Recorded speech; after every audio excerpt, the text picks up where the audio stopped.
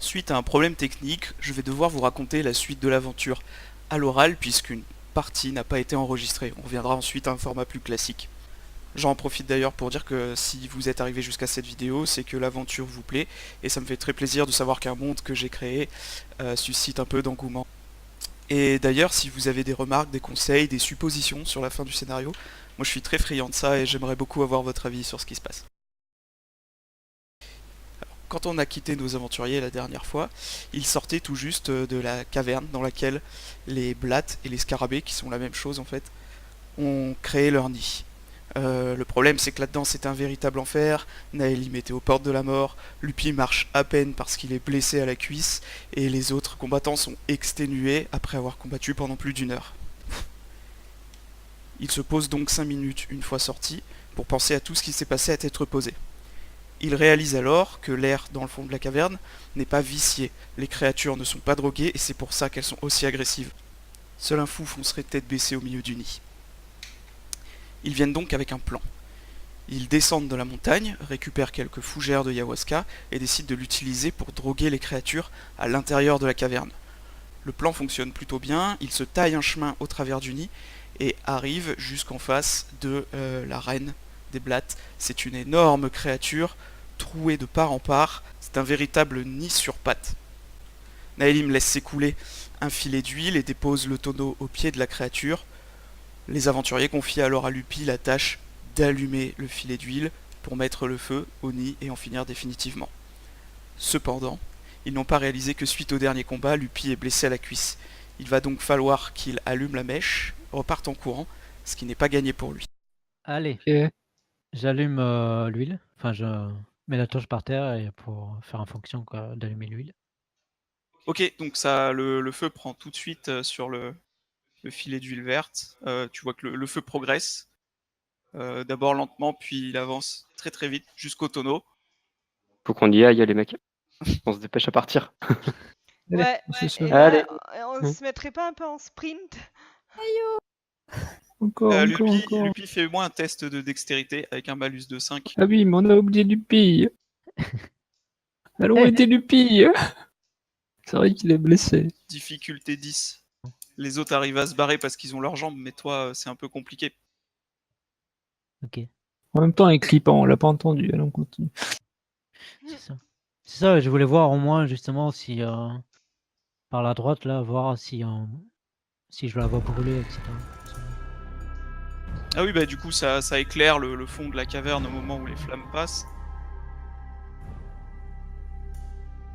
Ok, bien, donc t'as très mal à la jambe, mais t'arrives à courir à la même vitesse à peu près que les autres, même si tu es derrière le groupe. Oui. La caverne entière s'éclaire derrière vous. Vous arrivez, en longeant le mur, vous arrivez à ressortir sans problème. Bon, on continue avant. Ok, et du Ouais, coup là, on est à à la partir d'ici, sortie. je vois qu'elle Oui, brûle oui. la reine là, tout ça. Ouais, l'arène brûle. Ça, dans le fond de la caverne, les blattes prennent feu, ça court partout sur les murs, sur le plafond, dans tous les sens, et ça se précipite dans deux endroits, vers ce tunnel. Je vais y arriver. Vers ce tunnel-là, en haut, Ouais. et vers la sortie que vous empruntez. Une fois que vous êtes sorti, vous vous retournez et derrière vous, vous voyez des blattes en feu sortir. Vous vous retournez et Lupi est derrière vous. Il est plus là. Bien galéré pour rester dans vos pas. Vous passez à côté du portail qui est toujours ouvert et vous arrivez donc dans l'entrée de la caverne. Il pleut toujours dehors. Votre mule est un peu agitée parce qu'elle sent qu'il se passe quelque chose. Donc vous descendez au village. Oui. Ok. Et donc en chemin, derrière vous, vous voyez que le feu s'est probablement propagé dans les tunnels parce qu'il y a quelques langues de feu qui sortent de la tour en haut. Ça fait des sacrées flammes et là, vous voyez dans le soir, dans le crépuscule, que la caverne est très illuminée. Vous arrivez au village et le premier que vous croisez, c'est Vald sur l'entrée de la porte qui vous demande qu'est-ce qui s'est passé là-haut. Ça y est, vous avez mis fin au nid? Moi je vais dormir. Attends. Oui, on a Bien foutu. foutu le feu. Vous avez réussi à mettre le feu au nid, vous avez localisé le nid, alors il était bien dans cette caverne, c'est ça? On pense que oui, c'est ça. Il y avait une grosse reine méchante. Ok, On a donc mis je le feu. pense que la première chose à faire, ce serait d'aller prévenir Danal, voir ce qu'il pense de tout ça. Vous lui raconterez ce que vous avez vu, et puis, Oui. enfin, à moins que Lupi, vous vouliez peut-être aller vous reposer, je vois que... Oui, moi je suis un petit peu Eh amoché. ben, laissons Lupi aller se reposer et allons voir Danal. Alors, du coup, Vald vous accompagne, cette fois-ci, jusqu'à la maison de Finra, que vous reconnaissez, et le salon de Finra, il y a beaucoup de monde, et d'ailleurs, il y a Irtus et Tolkom et quelques autres villageois. Et d'ailleurs, les villageois vous regardent d'un air un peu... Enfin, il y a certains sourcils qui se froncent en vous voyant. Il y a Finra aussi qui est là. Et de la lumière qui se dégage de la cave, un peu comme quand vous êtes rentré, sauf que cette fois-ci, la maison est rangée. Donc il y a Vald qui fait... il pense avoir réussi à détruire le nid. Je pense qu'il faut il faut prévenir Danal en bas, s'il a quelques minutes à nous accorder. Je pense que c'est lui qui est le plus à même de répondre aux questions et de savoir ce qu'on peut faire maintenant. Il y a Irtus qui fait oui, pas de problème, allez-y, je pense que Danal est beaucoup plus en forme que ma fille et Finra. Ok, Ça bon, on va vous- aller le voir. Moi, ça vous fait moins descendez, longtemps qu'il maintient la pluie. c'est ça. Donc vous descendez et vous croisez Danal qui est dans la même position que Finra. La première fois que vous l'avez vu, il est au milieu du pentacle avec les bougies partout. Et au moment où vous entrez, vous n'avez pas besoin de le réveiller parce qu'il ouvre les yeux, il se tourne vers vous et il vous fait alors, ça y est, c'est réglé cette histoire. Vous allez pouvoir me rendre ma sphère, enfin j'espère. Parce que franchement, j'ai la flemme d'en refaire une. On va les garder, c'est rigolo. Oui, du coup, on a foutu le feu à la cave. Et on a éradiqué à peu près tous les cafards qui se trouvaient là-bas. Mais le portail est toujours ouvert. Ok, bien. Alors, il se relève, il frotte les mains. Qu'est-ce que vous avez vu exactement là-bas? Vous avez vu peut-être un énorme scarabée ou quelque chose comme ça? Si Ouais, c'est le cas et que vous avez mis le feu à ça, vous sortez une sacrée épine du pied quand même, hein. C'était plutôt beaucoup de petits scarabées assemblés, enfin, Ah oui, oui, ça les m'étonne uns pas. sur les autres. Les machins, ils ont une espèce de conscience collective, c'est tout à portée, c'est pas... Vraiment. Ok, bah alors déjà, je pense que c'est plus la peine de maintenir la pluie.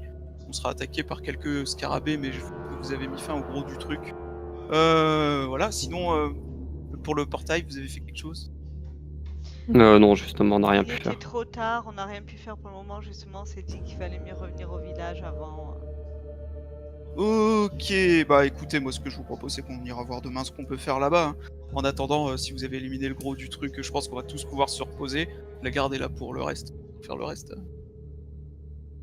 D'accord. Du D'accord. coup, on va aller se coucher. Ouais. Yep. On va se remettre de toutes ces émotions.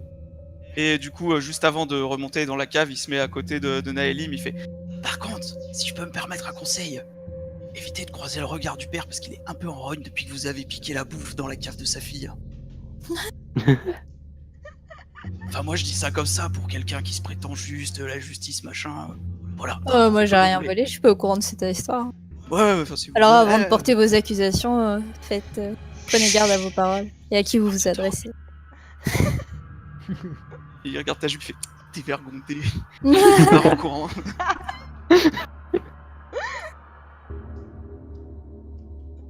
Voilà, donc je suppose que vous allez vous coucher. Vous vouliez partir aller voir le portail, c'est ça? Oui, bah là, oui. Ouais, pas Bah. avec le mec, Avec Danal. Danal. Et il y a Tolkom et Finra qui vous accompagnent jusqu'au portail. Vous arrivez là-haut, la caverne a terminé de brûler. Il y a des cadavres de blattes partout qui sont cramés au sol. Ça sent la charogne, c'est horrible.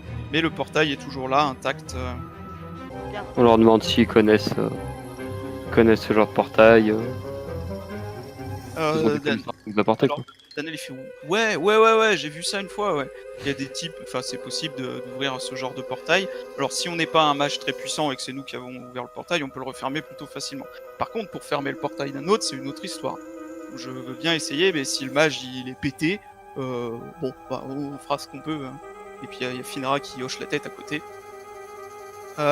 Danal s'assoit à côté du portail en mode tailleur, comme vous l'avez déjà vu faire dans la cave.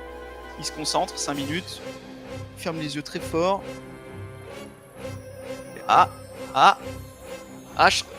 Ouais, ça vient. Oh, je sens. Ouais. Il ouvre les yeux. Non, je peux rien faire. Non, j'ai. Impossible pour moi de fermer le portail.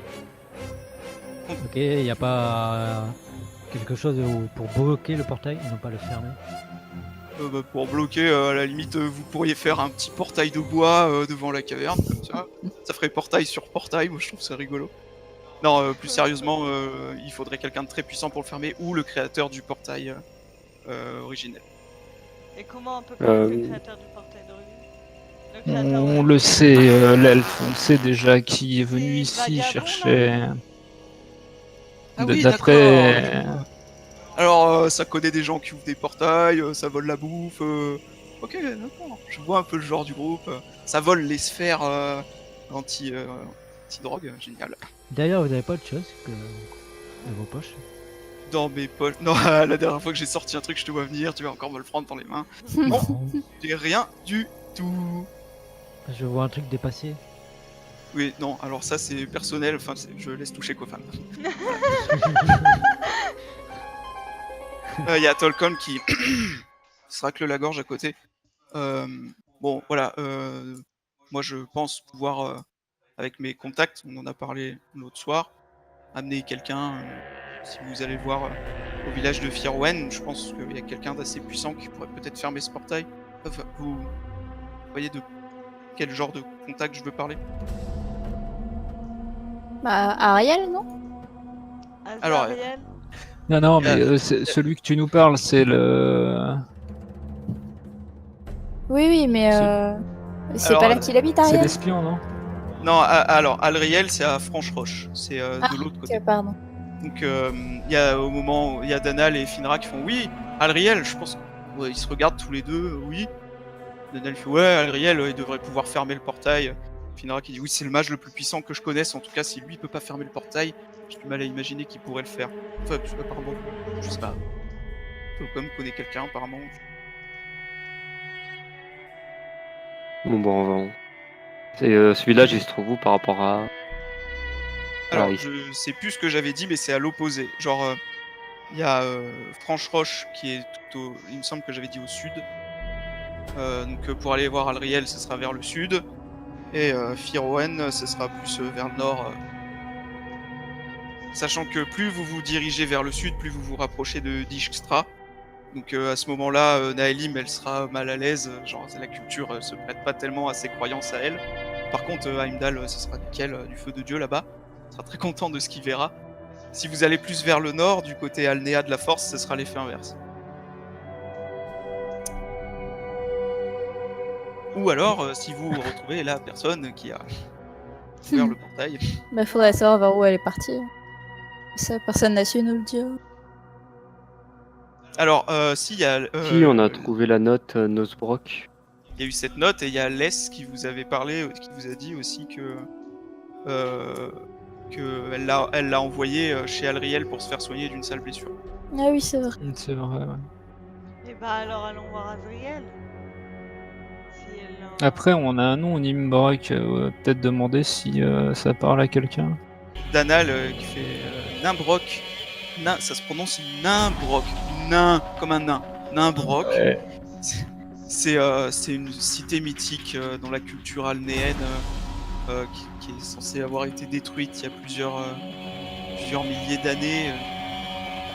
On entend un peu tout et n'importe quoi par rapport à ça. À mon avis, dans une grande bibliothèque, vous trouverez votre bonheur. Ben, N'oubliez mais pas, le que mieux, c'est- ça serait d'aller voir justement le chaman dans le village d'à côté pour voir s'il a vu passer le vagabond et voir par où il est parti, quoi. Oui, on peut commencer par ça déjà. Ouais.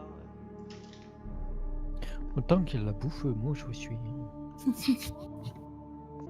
Et Irtus prend à part peut-être juste avant que vous partiez et qui vous dit je sais pas comment vous remercier, vous avez retrouvé ma fille, vous avez résolu en grande partie la crise de mon village, même s'il reste encore cette histoire de portail obscur à à fermer. En tout cas, je sais pas comment vous remercier. J'aimerais vous aider pour la suite de votre voyage, mais je ne sais pas quoi faire. Alors, n'hésitez pas si vous avez besoin de quelque chose. Moi, je suis là. Bah, venez avec nous. Non, je dois m'occuper de mon village. Il a été détruit en grande partie. On va essayer de ramener les anciens villageois s'ils sont pas morts en essayant d'évacuer. Et puis on verra. On accepte l'or et les objets magiques, il n'y a pas de problème. Hein. Pour l'or, ça va être compliqué parce que comprenez qu'il faut tout qu'on reconstruise et que pour ça, on va avoir besoin d'une forte contribution pécuniaire. Prendre de la drogue vu qu'ils en ont à profusion.